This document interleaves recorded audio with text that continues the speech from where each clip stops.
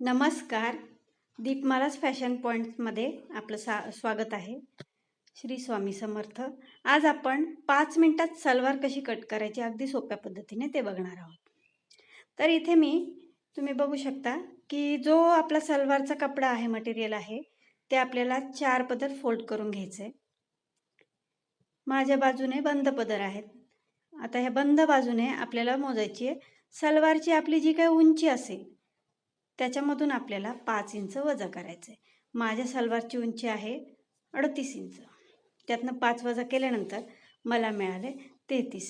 त्यामुळे मी इथे 33 इंचावरती मार्किंग करून घेतलेलं आहे.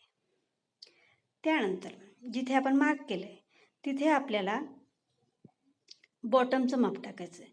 जे काय आपण बॉटमचं माप घेतलं असेल त्याच्या अर्थ 15 असेल तर 7.5 येईल, 14 असेल तर 7 येईल. जे असेल ते माप आपल्याला तिथे टाकायचे.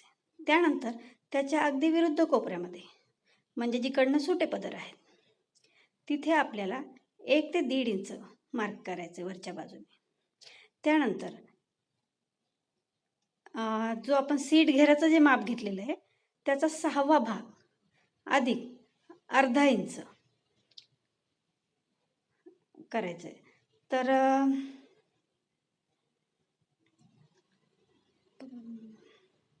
इथे मी 8.5 घेतलेलं आहे.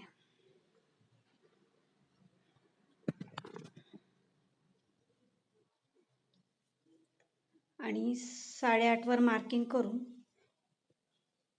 तिथे मी जे शेप दिलेला आहे. ह्या जे शेप पासून तर आपण बॉटमचं जे माप टाकले तिथपर्यंत आपल्याला सरळ तिरकी रेष ओढून घ्यायची.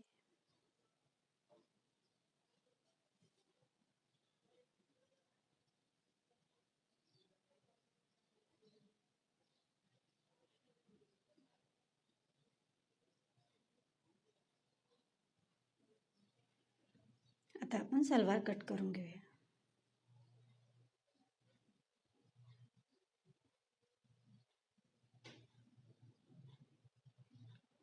इथे जे शेप कट केलाय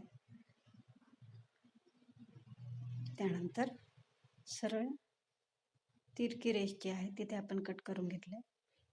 त्यानंतर बॉटमच्या रेषेवरती कट केलं.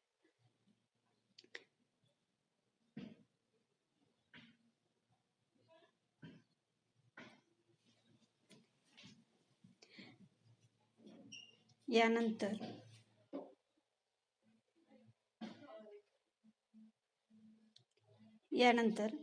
आपल्याला आता आपला नेफा कट करायचा आहे. यानंतर आपण नेफा कट करून घेणार आहोत. नेफ्यासाठी आपल्याला कमरेचं माप हवंय. तर जे काय कमरेचं माप असेल त्याचा 4था भाग करून आपल्याला त्याच्यामध्ये 3 इंच ऍड करायचे. ते आपल्याला काठाच्या बाजूने मोजायचे.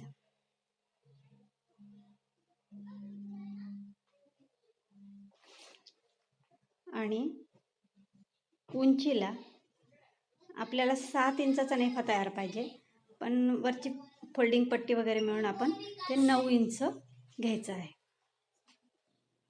9 बाय जे काय कमरेचं माप असेल त्याचा 4था भाग आधी 3 इंच असं आपण नेफा कट करणार आहोत.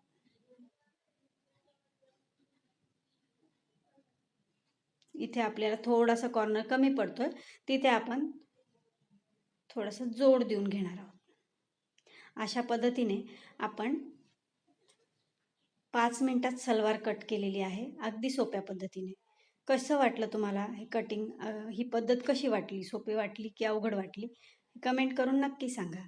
व्हिडिओ बघितल्याबद्दल धन्यवाद आणि लाईक करायला विसरू नका, सबस्क्राईब करायला विसरू नका. धन्यवाद.